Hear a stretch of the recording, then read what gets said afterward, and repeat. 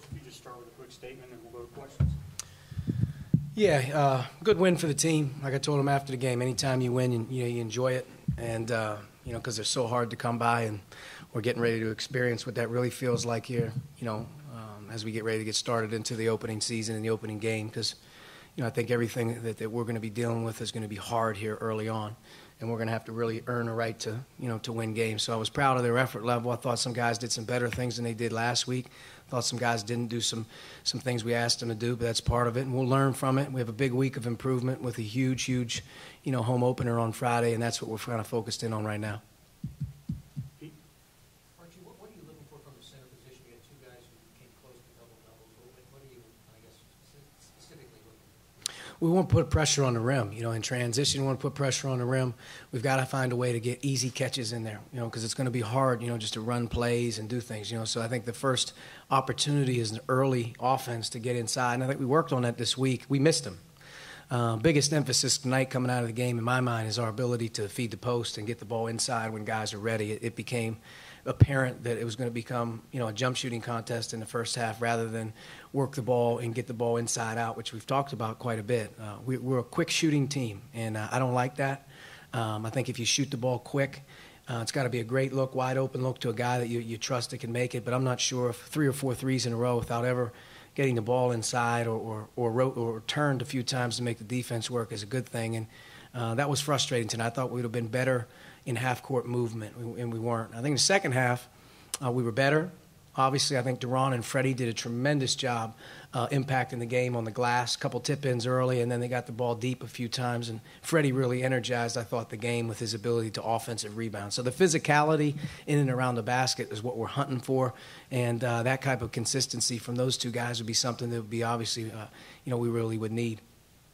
Coach, how much of a difference have you seen in Freddie since you arrived to now? Freddie wants to do well. Freddie wants to please the coaches. He's a guy that, if you ask him to do something, he's going to try like heck to do it. I think he's a guy that's learning a new role, sort of with what we're asking him to do compared to what he was asked to before. I think he understands his role a little bit better. And you could see through this game, he was pretty active on both ends of the floor. He's small and undersized at times in the post, but I think he's working hard on that. And, he gets up and gets balls. There's a value to 6 offensive rebounds in a game. There's a value to whatever he played. I guess 13 minutes, 9 rebounds. There's a value to that. So, he's going to add a physical guy that can help us hopefully contain on the glass and play hard on defense, and he'll take his spots on offense. But I was pleased with Freddie tonight. I think he had a big momentum twist when he was in the second half. I think that helped us. Is there an appreciation of what Colin brings? He's part of that momentum, that first half change, given he hadn't been playing for the last couple of weeks or so. It was good to have him out there, and I think you can start to see a little bit how he can space the floor for us. He was on a minutes restriction, or he'd probably played a little bit more tonight, but able to make 3 shots, and I think that's the thing he gives us. The other thing he gives us is gives us confidence because he's a guy that's talking all the time in huddles. He's engaged right now in the locker room. He's a guy that I think through good and bad is going to be the same. So definitely an added bonus to have an experienced guy out there. Only 8 turnovers tonight. Have you been pleased? I know you mentioned in the first half with the quick shots. If you, I think the one thing is the turnover number 8. It's always anything under 10 is what we're always gunning for. But if you add in probably 6 to 8 bad shots, that in later down the line games against good competition is going to turn into offense on the other side of the ball. So we have to be a little bit more mindful shot selection. I thought the turnovers in the first half were related to guards just keeping it too long, not hitting the first open man on the break. When we did hit the first open man up the floor off a missed shot or a made shot, good things happen. Don't try to make something harder than it is. When there's an open guy, hit the first open guy. That's the best option you have. And I thought when we did that, it was good. But we were low turnovers tonight, maybe a little bit too many settled for threes. I think, what did we take in the first half? 14 of our 26 shots were threes. 14 of our 30 in the first half were threes. We only took 6 threes in the second half. So I thought that was obviously a big improvement just in terms of shot selection. Chris?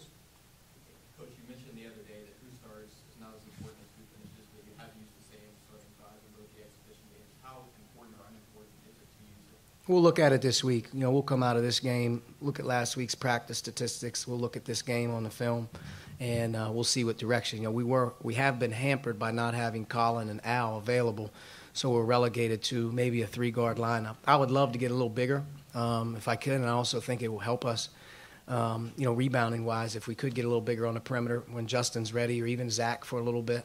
But we're going to have to, you know, play it by ear here. I think as the game gets moving on, I'm more comfortable right now knowing who I want to put in and keep in and who I need to get out when I need to get out. But, you know, Al was on a 10-minute restriction as well tonight. He was only going to play about 10 minutes, so Al would have probably played another 5 to 7 minutes if I could have got him out there as well. But the rotation is going to be something that's going to be tinkered with and played with most of the season, I think. And my hope is that we have some guys emerged and feel like, you know, they keep competing and working towards getting on the floor more. Archie, I didn't notice much of any switching up there defensively. Were you guys, by design, just making people stay with base man, making them fight this screen? Yeah, we're not a big switch team at all.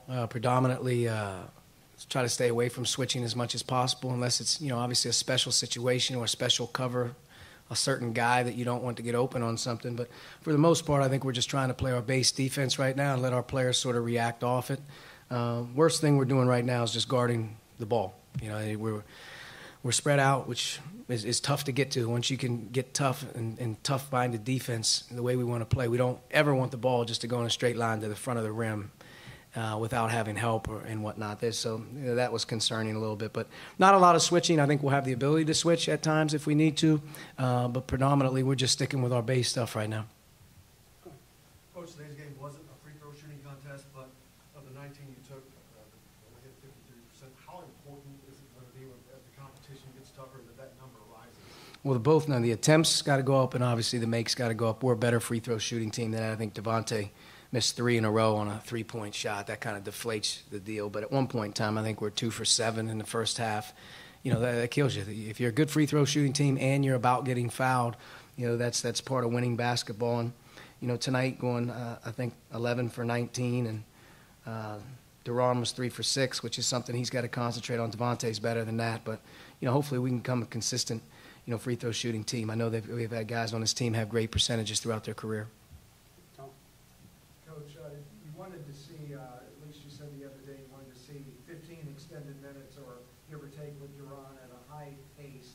Are you seeing, is there growth there? He played 24 minutes tonight, and he was exhausted in a couple stretches. I think that's when the big fella in the second half started to just get easy catches and got around him a couple times. But I also thought he played better throughout longer stretches tonight. He played 24 minutes, probably. I don't know if that's the most he's played, but we've asked him to do, that's definitely the most he's been able to deal with. And, you know, Duran's going to be a guy we've got to keep out on the floor. And, you know, if he's able to play 24, 25 minutes a night, it's probably a good thing for him right now here early. You know, if he ever gets to be a guy that can play 30, then I think he's worked himself into game shape. Duran's got to play in games to get in game shape. And thankfully, like I told those guys, we got a ton of them coming. Zach? You talked about Allen. I know he's on the minutes restriction, but you mentioned him as a guy you think can really contribute to that. Mm-hmm. What did you see maybe in a limited role tonight? Well, I think, you know, the one thing about Al you didn't get a chance to see is he had some good looks and didn't knock him down. He's a really good shooter. I think he's going to be a guy that can really continue to make shots for us. He makes good decisions. He's an efficient player. He doesn't need to dribble it a ton to make plays. I think he had that one drive where he got coming off the right side of the elbow, which he curled off a little screen and slithered in for a little basket. He also had a finish with the left hand at the basket.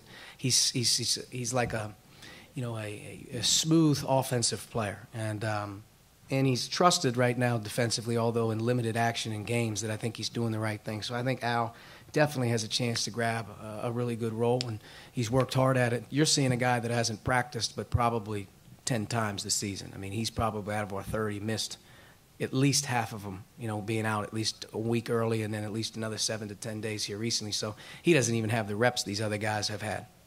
George? Archie, you may have already said this, but you decided who you're going to redshirt. Right now, Race Thompson is the only guy on the team that will redshirt. There could be some conversations maybe this week if we thought about doing something like that, but I just feel like we're going to need all hands on deck with our roster. We've had so many guys that have been banged up in their career. You never know how that's going to work with injuries. And, you know, I also think that our young guys, and maybe even Justin and Clifton, who aren't playing as much here right now, I've seen guys in that same role, you know, by February play double-figure minutes for you at certain times if things aren't going right. So right now, the only thing that's, you know, 100% is Race Thompson will be redshirted this season. All right, Coach, thank you. Thank you.